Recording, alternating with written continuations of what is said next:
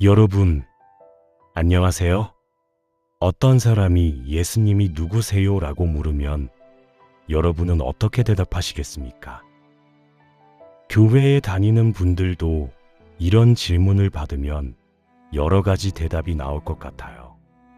틸리힘은 He who is the Christ라는 제목으로 예수님에 대해 자세히 설명해 주셨습니다. 오늘은 예수님에 대한 틸리히의 설교를 요약해 드리겠습니다. 먼저 성경 본문을 읽어 드리겠습니다. 예수와 제자들이 빌립보 가이사랴 여러 마을로 나가실새 길에서 제자들에게 물어 이르시되 사람들이 나를 누구라고 하느냐? 제자들이 여짜와 이르되 세례 요한이라 하고 더러는 엘리야 더러는 선지자 중에 하나라 하나이다. 또 물으시되 너희는 나를 누구라 하느냐? 베드로가 대답하여 이르되 주는 그리스도 신이이다 하매 이에 자기의 일을 아무에게도 말하지 말라 경고하시고 인자가 많은 고난을 받고 장로들과 대제사장들과 서기관들에게 버림받되어 죽임을 당하고 사흘 만에 살아나야 할 것을 비로소 그들에게 가르치시되 드러내놓고 이 말씀을 하시니 베드로가 예수를 붙들고 항변하매 예수께서 돌이키사 제자들을 보시며 베드로를 꾸짖어 이르시되 사탄아 내 뒤로 물러가라. 네가 하나님의 일을 생각하지 아니하고 도리어 사람의 일을 생각하는도다 하시고 예수님과 제자들이 빌립보 가이사랴 여러 마을로 나갈 때 길 위에서 예수님이 제자들에게 물었습니다. 사람들이 나를 누구라 하느냐? 이에 제자들이 세례 요한이라 하고 더러는 엘리야, 더러는 선지자 중에 하나라 하나이다 라고 대답합니다. 사람들은 왜 그분에게 평범한 존재 이상으로 높이는 칭호를 주었던 것일까요? 그것은 사람들이 그분에게서 비범한 무언가를 기대했기 때문입니다. 그것은 가까운 미래에 도래할 새로운 세계 질서였습니다. 사람들은 자기 세대에 그런 세상이 오는 것을 목격하리라 믿었습니다. 그러나 그들은 그런 세상이 오기 전에 먼저 선구자들이 나타나 그런 세상의 도래를 선포하고 사람들을 준비시켜야 한다고 생각했습니다. 그래서 사람들은 하늘로 올라갔던 엘리야가 다시 온 것이라 하고 어떤 사람들은 헤로드 왕한테 죽임당한 세례 요한이 무덤에서 나온 것이라 하고 또 어떤 사람들은 예레미야 같은 다른 어떤 선지자라고 했습니다. 사람들은 그동안 예수님이 여러 회당에서 가르치는 것이 일반 랍비들을 뛰어넘고 병든 자를 고치고 귀신을 쫓아내고 죽은 자를 살리고 보리떡 5개와 물고기 2마리로 5,000명을 먹이는 등 수많은 기적을 베푸는 것을 보고 예수님 뒤에는 무언가 신비로운 힘이 있다고 느꼈습니다. 그래서 사람들은 예수님을 새로운 세상을 준비하기 위해 먼저 나타난 선구자들 중에 한 분임에 틀림없다고 생각했습니다. 그것이 제자들이 사람들로부터 들은 말이었습니다. 기독교 역사가 2000년이나 되었지만 지금도 여전히 그 당시 사람들처럼 그렇게 생각하는 사람들이 있습니다. 그들에겐 예수님이 아직도 선구자로 남아 있습니다. 새로운 세상과 그런 세상을 가져올 사람은 여전히 와야 합니다. 그런 세상은 가까이 와 있을 수도 있고 멀리 있을 수도 있지만 어느 쪽이든 그들에겐 아직 나타나지 않았습니다. 이것이 오늘날 유대인들의 전형적인 생각입니다. 기독교계에도 이런 생각을 가진 사람들이 많이 있습니다. 그런 사람들은 지금도 정의와 평화의 세상을 기다리며 그것을 위해 애쓰고 있습니다. 그들은 계속해서 실망하고 계속해서 다시 시작하더라도 여전히 애쓰고 있습니다. 그들에게 예수님이 사람들이 나를 누구라 하느냐 라고 물으시면 그들은 빌립보 가이사랴 길 위에서 대답한 제자들처럼 대답할 것입니다. 그분은 선구자들 중에 한 분, 그들 중 가장 위대한 분이시기는 하나 아마도 마지막 선구자는 아닌 분, 혹은 선구자요, 선지자이기는 하나 모든 것을 성취하실 분은 아닌 분이라고 말입니다. 예수님이 제자들에게 물었습니다. 너희는 나를 누구라 하느냐? 사실 이것은 모든 시대의 모든 그리스도인들에게 제기되는 질문입니다. 이때 베드로는 주는 그리스도 신이이다라고 대답합니다. 베드로는 앞서 사람들이 말했던 것과는 전혀 다른 무언가를 표현했습니다. 그는 예수님이 선구자라는 것을 부정했습니다. 그는 우리가 다른 누군가를 기다려야 한다는 것도 부정했습니다. 그는 역사상 가장 결정적인 일이 일어났다고, 새로운 세상의 담지자이신 그리스도가 자기와 함께 팔레스타인 북쪽 어느 먼지 날리는 마을길을 걷고 있는 예수라는 사람의 모습으로 오셨다고 확언했던 것입니다. 베드로가 예수님을 그리스도라고 불렀을 때 그 당시 그 단어는 어떤 직무를 가리키는 칭호였습니다. 그것은 이스라엘의 해방, 세상 나라들에 대한 하나님의 승리, 인간 마음의 변혁, 그리고 평화와 정의라는 메시아적 통치의 실현을 가져올 자로 명시하는 것이었습니다. 주는 그리스도 신이이다 라는 베드로의 말에는 이 모든 의미가 내포되어 있습니다. 베드로가 이 말을 한 것은 대단한 것이었지만 이에 대해 예수님은 자기에 대해 아무에게도 말하지 말라고 하십니다. 즉 사람들에게 예수님이 그리스도라는 말을 하지 말라고 경고한 것입니다. 그것은 예수님이 의미하는 그리스도와 사람들이 기대하는 그리스도는 달랐기 때문입니다. 만약 사람들이 예수님이 그리스도라는 소리를 들었다면 예수님에게서 위대한 정치 지도자나 하늘로부터 내려온 신적인 인물을 기대했을 것입니다. 과거나 지금이나 사람들이 기대하는 그리스도는 정치적인 평화의 왕일 뿐만 아니라 하늘이 보낸 영광의 왕입니다. 예수님이 의미하는 그리스도는 훨씬 더 깊고 심원합니다. 그것은 전통적인 칭호로는 표현될 수 없습니다. 그것은 베드로의 고백 이후 발생했던 사건들, 즉 그분의 순환과 죽음과 부활을 통해서만 드러날 수 있습니다. 만약 그분이 오늘 우리에게 나타나신다면 아마도 그분은 교회의 사역자들에게 자신에 관해 말하는 것을 금하실 수도 있습니다. 베드로에게 경고했던 것처럼 이에 자기에 관해 아무에게도 말하지 말라 경고하시고 라고 한 30절의 말씀처럼 말입니다. 오늘도 교회들은 매일 매주일 그분에 관해 말합니다.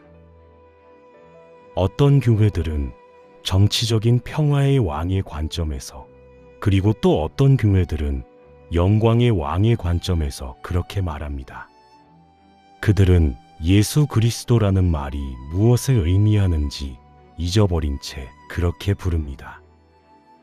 예수 그리스도는 이름이 아니라 정확히 말하면 그리스도라고 일컬어지는 예수를 의미합니다. 그러면 우리도 베드로가 고백한 것처럼 예수님은 그리스도입니다 라고 대답할 수 있을까요? 그때 그리스도는 무슨 의미인가요? 정치적 평화의 왕인가요? 하늘에서 오신 영광의 왕인가요? 아니면 십자가 위에서 완성된 그리스도이신가요? 만약 우리가 그런 질문에 확실하게 대답할 수 없다면 좀 더 깊이 묵상해 보는 게 낫지 않을까요? 베드로가 그분을 그리스도라고 불렀던 순간에 예수님은 자신의 고난과 죽음을 예언하셨습니다. 그분은 자신의 메시아적 운명의 신비를 드러내기 시작하셨습니다. 그것은 사람들이 기대하고 환상가들이 꿈꾸고 제자들이 바랐던 모든 것과 정반대되는 것이었습니다. 그분은 그리스도가 자기들의 왕이 되리라고 여겼던 그 나라의 정치 권력자들에게 버림받게 될 것입니다. 그분은 그리스도가 자기들의 지도자가 되리라고 여겼던 종교 지도자들에게 버림받게 될 것입니다. 그분은 자기들이 그리스도를 통해 모든 이방의 전통들을 정복하게 되리라고 믿었는데 오히려 이방의 지도자들에게 버림받게 될 것입니다.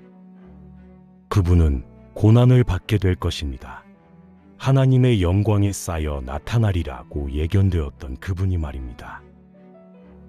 예수님은 자신의 메시아적 소명을 부인하지 않으셨습니다.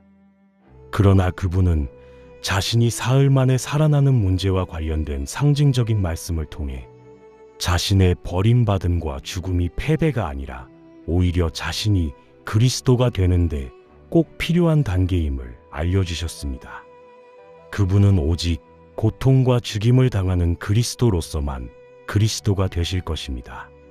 그분은 오직 그런 의미로만 그리스도 혹은 그분이 자신을 좀 더 신비롭게 부르셨듯이 인자가 될 것입니다. 베드로는 예수님을 붙들고 그분이 그런 말씀을 하신 것에 대해 항의하기 시작했습니다. 그러자 예수님은 베드로를 꾸짖으며 말씀하셨습니다. 사탄아, 내 뒤로 물러가라. 네가 하나님의 일을 생각하지 아니하고 도리어 사람의 일을 생각하는도다. 그 당시에는 아무도 하나님께서 의로운 자에게 고통과 순교를 겪게 하신다고 믿지 않았습니다. 복음서에서 예수님의 고난 이야기가 그토록 중요한 이유는 단지 그분이 끔찍한 고통을 당하셨다는 사실 때문만은 아닙니다. 그 고난과 죽음 너머에는 무언가 특별하고 놀라운 일이 숨겨져 있었습니다. 그것은 바로 하나님의 신비였고 이 신비는 오늘날 우리에게도 동일하게 이어지고 있습니다. 그것은 인간으로서는 이해할 수 없는 것이었으나 하나님으로서는 필요한 일이었습니다. 그러므로 슬픔과 사랑 때문에 압도될 만큼 충격을 받은 베드로가 예수님의 예루살렘 행을 막으려 했을 때 그분은 그의 탄원을 마귀의 유혹으로 여기셨습니다. 그것은 그분의 메시아로서의 역할을 망쳐놓을 것입니다. 그리스도이신 그분은 고난을 받고 죽으셔야 했습니다.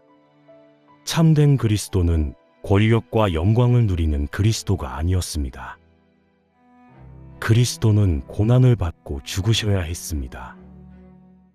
왜냐하면 거룩한 것이 그 모든 깊이를 드러내며 나타날 때 사람들은 그것을 견디지 못하기 때문입니다. 그것은 정치 지도자들, 종교 지도자들, 그리고 문화적 전통을 유지하는 자들에 의해 밀쳐질 수밖에 없습니다. 예수님의 십자가 처형에 관한 서술에서 우리는 인간이 하나님을 거부하는 모습을 보게 됩니다. 거룩한 것이 나타날 때 그것은 사람들에게 이롭던 것을 과격하게 공격합니다. 따라서 인간은 그 거룩한 것을 격퇴하고 밀어내고 십자가에 못 박지 않을 수 없습니다. 거룩한 것이 새로운 현실로서 그 모습을 드러낼 때 그것은 늘 낡은 현실의 대표자들에 의해 거부될 수밖에 없습니다. 왜냐하면 거룩한 것은 인간의 필요를 만족시켜주는 것이 아니라 인간에 맞서 반란을 일으키기 때문입니다. 그러므로 인간은 그것에 맞서 자신을 지켜야 하고 그것을 거부해야 하고 그것을 파괴하려고 시도하지 않을 수 없습니다. 그러나 거룩한 것이 거부될 때 그것은 그 거부를 감내합니다. 그것은 우리의 십자가 처여, 우리의 밀어냄, 그리고 그것에 대한 우리의 방어를 받아들입니다. 그것은 그것에 대한 우리의 수용 거부를 수용하고 그렇게 함으로써 우리를 이깁니다. 그것이 그리스도의 신비의 핵심입니다. 죽지 않는 그리스도, 영광에 쌓여 오셔서 우리에게 자신의 능력과 지혜와 도덕과 경건을 강제하는 그리스도를 상상해 보십시오. 그는 그의 능력과 놀라운 통치권과 오류가 없는 지혜와 저항할 수 없는 완벽함으로 우리의 저항을 깨뜨릴 수 있을 것입니다. 그는 새로운 율법을 가져와 자신의 강력하고 완벽한 인격을 통해 우리에게 그것을 강제할 수 있을 것입니다. 그의 영광은 스스로 불타오르며 우리의 눈을 멀게 하는 태양처럼 우리를 압도할 것입니다. 우리의 인성은 그의 신성에 삼켜지고 말 것입니다.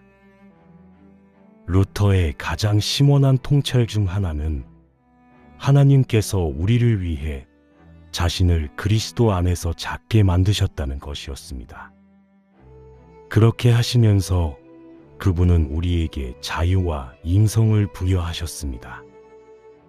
그분은 우리 스스로 그분을 따르도록 하기 위해 우리에게 자신의 마음을 보여주셨습니다. 오늘날 우리는 종말의 특징을 드러내는 듯 보이는 우리의 세상 안에 내재된 불행과 악과 죄를 목격하고 있습니다. 그리고 하나님께서 개입하셔서 이 세상과 이 세상의 악한 통치자들을 정복해 주시기를 갈망하고 있습니다. 우리는 역사 안에 계시는 평화의 왕, 혹은 역사 위에 계시는 영광의 왕을 갈망합니다. 우리는 권력의 그리스도를 갈망합니다. 그러나 만약 그런 그리스도가 와서 우리와 우리의 세상을 변화시키려 한다면 우리는 값비싼 대가를 치러야 할 것입니다. 우리는 우리의 자유와 인성과 영적 위엄을 잃어버려야 할 것입니다. 아마도 우리는 전보다 더 행복하게 될 것입니다. 그 대신 우리는 하나님의 형상을 따라 지음받은 인간이라기보다는 복된 동물들처럼 보이게 될 것입니다. 보다 나은 삶을 꿈꾸면서도 그런 삶에 이르는 길인 십자가는 피하려고 하는 사람들과 그리스도를 간절히 바라면서도 십자가에 달리신 분은 배제하려고 하는 사람들은 하나님과 인간의 신비에 관한 지식을 갖고 있지 않은 사람들입니다. 그런 이들은 예수님을 단순히 선구자로 여기는 사람들입니다. 그들은 세상을 변화시킬 더 큰 힘을 가진 다른 누군가를, 우리의 마음을 변화시킬 더 큰 지혜를 가진 다른 누군가를 기다리는 사람들입니다. 그러나 아무리 큰 능력과 지혜를 가진 자라도 십자가에 달리셨던 분이 하신 것 이상으로 하나님의 마음과 인간의 마음을 더 온전하게 드러낼 수는 없습니다. 그것은 단번에 계시되었습니다. 다 이루었다. 십자가에 달리신 예수님 앞에서는 우리가 더 보탤 것도 뺄 것도 없습니다.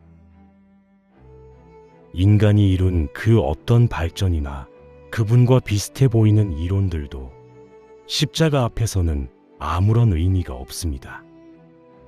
그러므로 우리는 오직 그분에 대해서만, 그분은 새로운 현실이십니다. 그분은 결말이십니다. 그분은 메시아이십니다 라고 말할 수 있습니다. 우리는 오직 십자가에 달리신 분을 향해서만 주는 그리스도신이이다 라고 말할 수 있습니다. 이상으로 예수님이 말씀하시는 그리스도의 의미와 고난, 그리고 십자가의 신비에 대한 설교를 올려드렸습니다. 저도 이전에는 베드로처럼 그리스도가 꼭 그렇게 십자가에 달리셔야만 했는가? 차라리 정치적 왕이 되어 세상을 직접 다스리셨으면 어땠을까? 하는 의문을 품곤 했습니다. 그랬더라면 악한 통치자들이 사라지고 사람들은 더 이상 세상의 권력에 시달리지 않고 편히 살 수 있었을 텐데 말입니다. 그러나 만약 그런 권력의 왕으로 오셔서 세상을 통치하셨더라면 과연 내가 거룩하신 하나님 아버지께로 나아갈 수 있었을까 반문하게 되었습니다. 하나님은 온전히 거룩하신 분이기에 죄로 물든 내 모습으로는 결코 그분 앞에 설 수 없기 때문입니다. 그제야 깨달았습니다. 예수님은 멀리 있는 정치적 왕이 아니라 우리의 평범한 삶 속에 오셔서 함께 먹고 마시고 울고 웃으시다가 마지막에 나를 대신해 십자가를 지신 것입니다. 그 십자가의 죽음으로 내 죄를 덮어주셨기에 이제 나는 값없이 주신 그 은혜로 온전한 용납을 받고 아버지 집에 영원히 거할 수 있게 되었습니다. 죄로 인해 영원히 분리될 뻔했던 나를 십자가로 영원히 연결시켜 주셨으니 말로 다 표현할 수 없는 그 사랑에 가슴 벅찬 울림이 왔습니다. 또한 예수님이 장사된 지 사흘 만에 다시 살아나셨기에 우리 역시 그분을 따라 죽어도 다시 살아나는 놀라운 은혜를 입었구나 하는 생각을 하니 더 큰 울림이 왔습니다. 우리에게 영원한 생명을 주기 위해 죽으시고 살아나셔야만 했던 예수님. 그분은 진정 우리의 그리스도이십니다. 지금도 앞으로도 영원히 우리의 그리스도이십니다. 이제는 예수님이 몸소 열어주신 십자가의 길을 따라 그저 묵묵히 걸어가면 되겠구나 하는 생각이 들었습니다.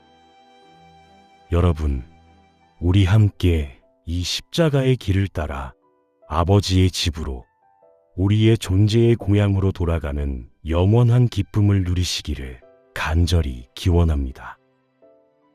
지금까지 시청해 주셔서 감사합니다. 구독, 좋아요, 공유, 댓글로 함께 하여 주시기 바랍니다. 쓰담이었습니다.